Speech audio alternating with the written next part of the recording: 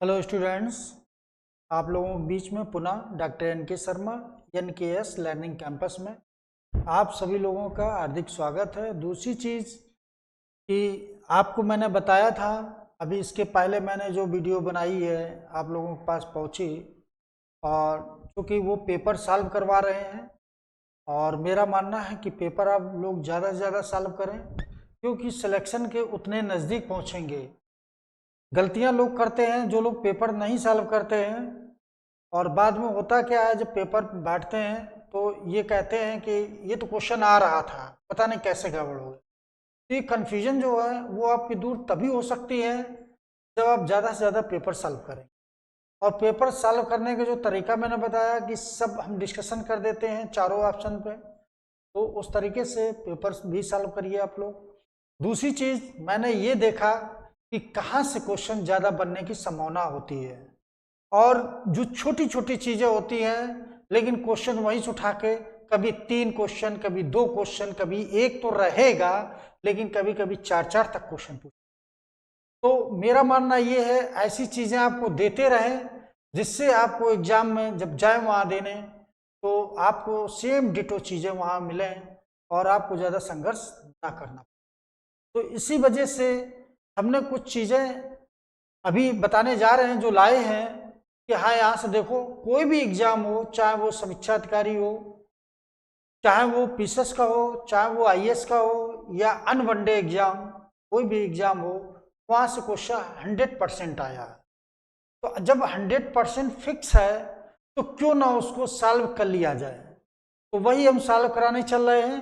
तो जुड़िए मेरे साथ, देखिए और ज़्यादा से ज़्यादा सब्सक्राइब भी करिए मेरे चैनल को, ठीक है। तो देखिए भाई कि ये प्रमुख शब्दावलियां हैं, उनके विषय में हम चर्चा करने जा रहे हैं।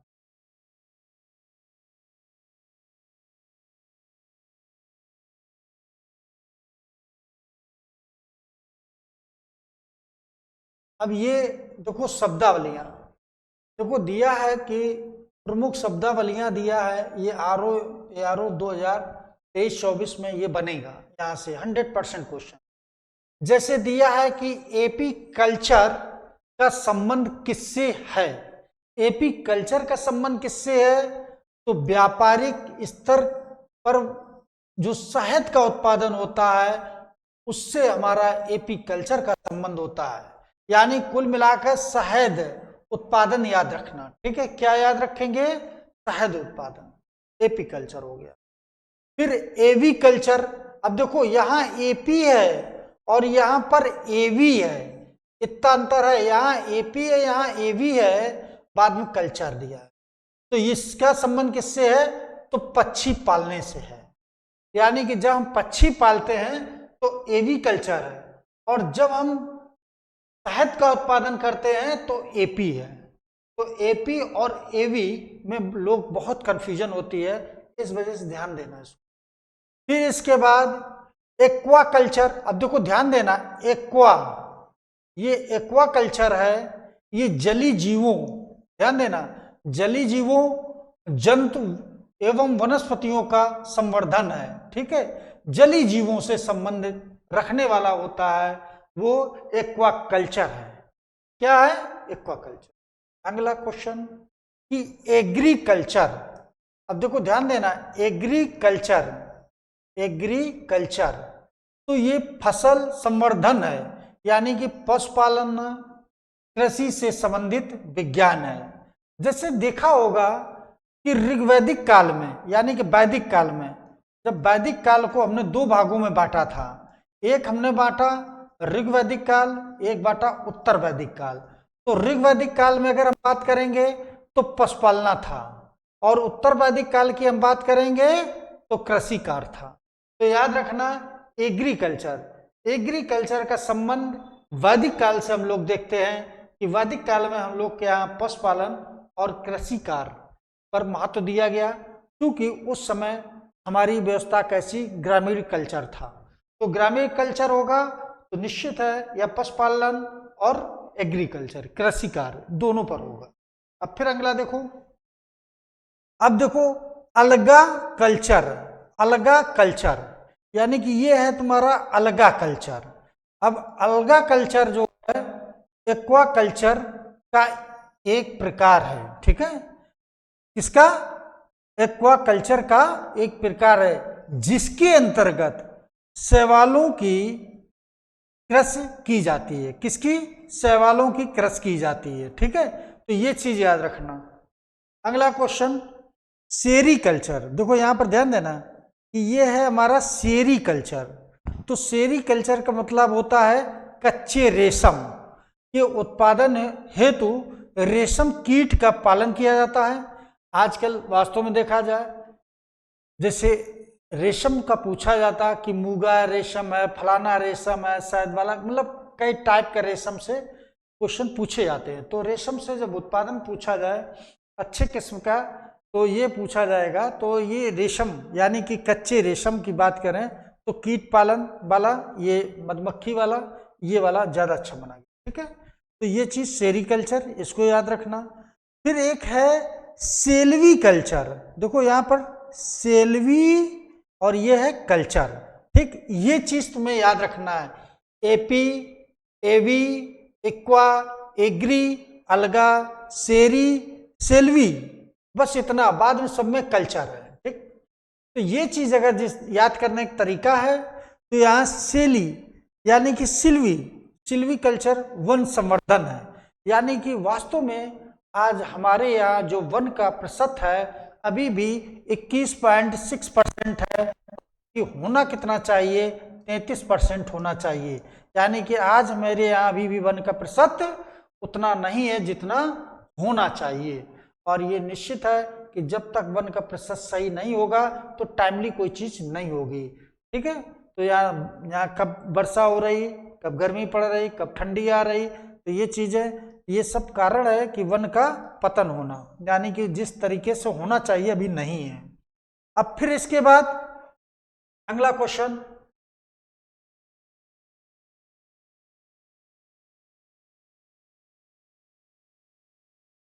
इसके बाद स्पॉन्जी कल्चर। स्पॉन्जी कल्चर यानी कि स्पंज संवर्धन से है, स्पंज संवर्धन से हो जाएगा, ये बहुत नहीं पूछा जाता है, ठीक है। कैनिकल्चर, अब ये पूछा जा सकता है क्योंकि कैनिकल्चर का संबंध है कुत्ता पालने से, समझ गए। कैनिकल्चर यानी कैनिकल्चर क्या हो जाएगा? कुत्ता पालने से। वास्तव में देखा जाए कि सबसे पहला पालतू पशु कौन था? तो कुत्ता था। ये जानकारी हमें कब मिलती है? प्रागैतिहासिक काल में।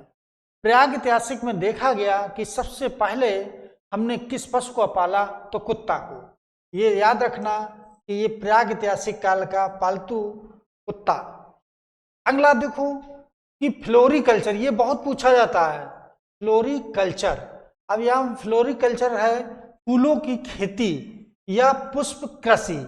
आज वास्तव में फूलों की खेती बहुत अनिवार्य हो गई है क्योंकि एक धार्मिक पर्वत का देश है, और धार्मिक पर्वत का देश होने के नाते हम लोगों के देवी देवताओं के लिए फूलों की आवश्यकता पड़ती है। क्योंकि पूजा पाठ, आज देखा होगा हमारे यहाँ एक पर्व चल रहा है नवरात्र, यानी कि इसमें बिना फूल के नहीं हम लोग के यहाँ पूजा होती है, मतलब फूल अनिवार्य है।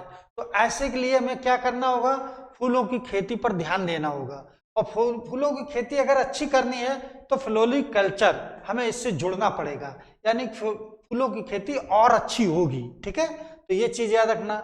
अब देखो इसके बाद बहुत अच्छा question, Alore culture. Alore culture, जो फ्लोरी है अब अलोरी आ गया। तो अलोरी कल्चर का मतलब होता है कि सब्जियों की कृषि। आज वास्तव में देखा जाए सब्जी उत्पादन में विश्व में हम लोग दूसरे स्थान पर हैं। पहले सब कई बार क्वेश्चन पूछा गया कि सब्जी उत्पादन में विश्व में भारत का कौन सा स्थान है? प्रथम है, द्वितीय है, तृतीय है या चतुर्थ है? तो याद रखना द्वितीय स्थान है। तो प्रथम किसका स्थान है? तो चीन का है। भारत का द्वितीय स्थान है, और पहला स्थान अगर पूछा जाए तो चीन लगाएंगे। चीन का पहला है और भारत का दूसरा है, ठीक है। तो ये क्वेश्चन कई बार पूछा गया है, तो इसको याद रखना। अगला क्वेश्चन अर्बोरी। देखो अर्बोरी, यहां ध्यान देना, अर्बोरी यानी कि वृक्षों और झाड़ियों की कृषि है। यानी कि वृक्षों और झाड़ियों की जो कृषि है वो अल्बोरी कल्चर के नाम से जानते हैं। किस नाम से? तो अल्बोरी कल्चर के नाम से जानते हैं। अब फिर देखो एक क्वेश्चन कि ओलिगो कल्चर, ओलिगो कल्चर, अलगो कल्चर यानी कुछ फसलों या प्रजातियों की कृषि, यह भी बहुत इंपॉर्टेंट है, तो इसको भी ध्यान देना कि फसलों या प्रजातियों की कृषि हो जाएगी। ठीक है, बहुत इंपॉर्टेंट क्वेश्चन। अगला क्वेश्चन हार्टिकल्चर, ये बहुत इंपॉर्टेंट है। ठीक है, हार्टिकल्चर ये भी बहुत इंपॉर्टेंट है।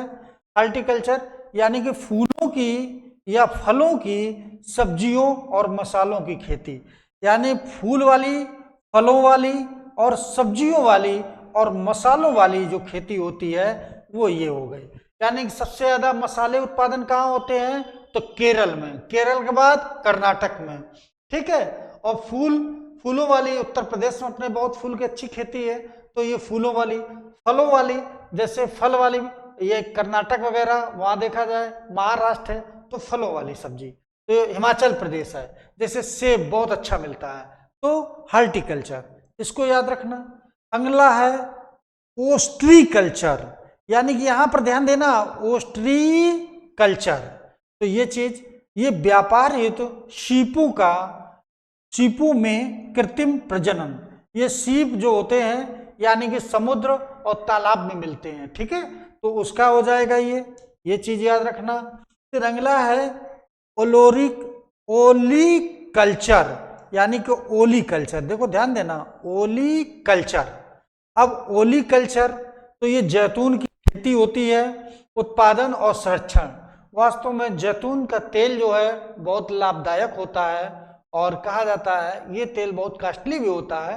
अपने यहाँ जैतून, यानी कि जैतून के जो बगीचे थे, बाग बगीचे, इसकी खेती प्रारंभ किसने करवाई थी? तो याद रखना कि अपने यहाँ अकबर के समय और अशोक के समय, सबसे पहले अशोक के समय जैतून की खेती, लेकिन अकबर ने फिर कश्मीर में जैतून की वहां खेती करवाई। ठीक है, तो ये भी याद रखना, जैतून की खेती कश्मीर में बहुत होती है। ठीक है, अगला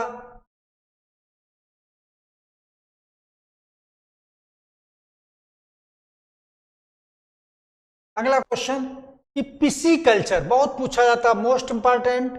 पिसी कल्चर मतलब है मत्स्य पालन व प्रबंधन। जैसे अपने यहाँ मछली पालना जो होता है, तो इसका याद रखना मत्स्य पालन, यानी मत्स्य पालन में भी हम लोग आज दूसरे स्थान पर हैं। चीन के बाद अगर देखा जाए तो भारत है पिसी कल्चर। तो पिसी कल्चर मतलब है कि मत्स्य पालन। पिसी यानी क्या हो जाएगा?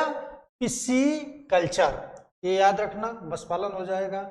अब देखो इसके बाद कि हेली कल्चर घोंगे की, यानी घोंगे के संवर्धन है। इसका भी तालाबों में ये घोंगे मिलते हैं, समुद्र है, तालाब है, वहां पर ये घोंगे की। ठीक है, तो इसे हेली कल्चर बोलते हैं। अब देखो वर्मी कल्चर, ये बहुत अच्छा क्वेश्चन कि वर्मी कल्चर मतलब कृषि उत्पादन में वृद्धि हेतु केचुए के पालन। आज वास्तव में हम लोग केचुए का क्यों कर रहे हैं? क्यों केचुआ जो होता है जमीन को कोल कर इतनी उपजाऊ बना देता है कि उत्पादन बढ़ जाता है। तो इस वजह से अब हम लोग वर्मी कल्चर पर ध्यान दे रहे हैं कि भाई ये खाद का कार्य कर रहे हैं, तो वर्मी कल्चर यानी केचुआ पालना। ठीक है, इसके बाद विटी यानी कि विटी कल्चर का मतलब होता है अंगूर उत्पादन, यानी कि अगर अंगूर अच्छा करना है तो विटी कल्चर से जाएंगे। किससे? विटी कल्चर का मतलब है अंगूर उत्पादन से हो जाएगा। इसके बाद मेरी कल्चर, अब देखो ध्यान देना, मेरी कल्चर यानी मानव उपभोग हेतु समुद्री जीवों और जंतु व वनस्पति का संवर्धन। ये क्वेश्चन भी याद रखना, इंपॉर्टेंट है ये भी। अब फिर इसके बाद एक है मेरी कल्चर, एक है मोरी कल्चर। तो मोरी कल्चर का यहां पर ध्यान देना, ये शहतूत की खेती है। ये क्वेश्चन आ सकता है, इंपॉर्टेंट क्वेश्चन है। शहतूत की खेती की जा रही है तो उसको मोरी कल्चर कहते हैं। एक है मेरी, तो मेरी आ जाए तो समुद्री जीवों जंतुओं से, वनस्पति से हो जाएगा, और मोरी आ जाए, मेरी और मोरी दोनों याद रखना, मोरी आए तो शहतूत की खेती से होगा। ठीक है। अगला सिटी कल्चर, देखो सिटी कल्चर है ना, तो सिट्री कल्चर हो जाएगा खट्टे फलों उत्पादों का संवर्धन।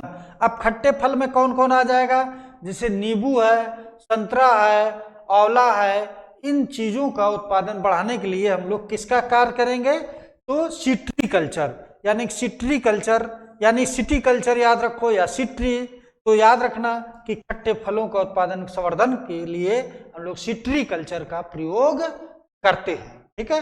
आज हम लोग उत्तर प्रदेश देखा जाए आंवला उत्पादन में भारत में पहले स्थान पर है। ठीक है, तो ये चीज याद रखना। अब पोमोलॉजी, अब देखो पोमोलॉजी, अब पोमोलॉजी क्या है, फलों की वृद्धि, फलों की कृषि की वृद्धि होगी, यानी कि फल वाली जो कृषि होगी उसकी वृद्धि। जैसे फल में अब आम आ जाएगा, सेब आ जाएगा, पपीता आ जाएगा, केला आ जाएगा, ये सभी आ जाएंगे, तो पोमोलॉजी यानी कि फलों की कृषि में वृद्धि करना। इसके बाद आ जाएगा हाइड्रोपोनिक्स, हाइड्रोपोनिक्स यानी कि मृदा विहीन पादप संवर्धन, इसको भी देख लेना, बहुत इंपॉर्टेंट नहीं है ये। तो अगला क्वेश्चन,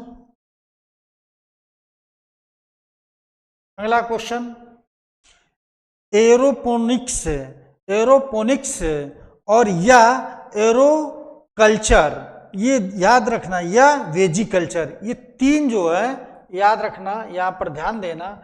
ये सब्जियों एवं पौधों की कृषि, मुख्यतः जड़ वाले फसलों की कृषि जिनमें कायिक जनन होता है, उससे संबंधित है। ये तीन नाम याद रखना। ठीक है। तो मित्रों ये रहा आपका, यानी कि जितने एग्रीकल्चर से संबंधित क्वेश्चन पूछे जाएंगे उससे संबंधित था, तो आपको मैंने ये बता दिया है। वास्तव में देख लेना, कोई भी परीक्षा देने जाएंगे 100% आता है। क्या है यह क्वेश्चन, कि जब कहीं पर 100% अगर है, तो 100% जब यहाँ से क्वेश्चन है तो क्यों ना इसको पढ़ लिया जाए, और कम समय में 1 घंटा में इसको पूरा रिवाइज कर लें, और हमें अगर 3-4 क्वेश्चन मिल जाए तो कितना अच्छा होगा। तो मित्रों मेरा मानना यही है कि अच्छी से अच्छी चीजें आपको, हमने एक दिन बताया था दिन दिवस पे क्वेश्चन 100% आता है, उसको भी मैंने पूरा बताया आपको। तो इस तरीके से हमारी काफी, जो आपने देखा होगा वीडियो बहुत पड़ी हैं, तो हमने आपको ऐसी ऐसी चीजें ला रहे हैं जिससे जहाँ पे 100% क्वेश्चन मिलना तय है। अब हम लोग मिलते हैं कल पुनः फिर एक वीडियो के साथ में, जहां से 100% क्वेश्चन 2-3 मिलेंगे ही। तो कल फिर मिलते हैं, पहली क्लास हम लोग की पेपर सॉल्व करवाएंगे, इसके बाद यही इस टाइप की जो इम्पॉर्टेंट चीजें होंगी पेपर से संबंधित, उन पर हम चर्चा करेंगे। तो मिलते हैं हम लोग कल पुनः फिर।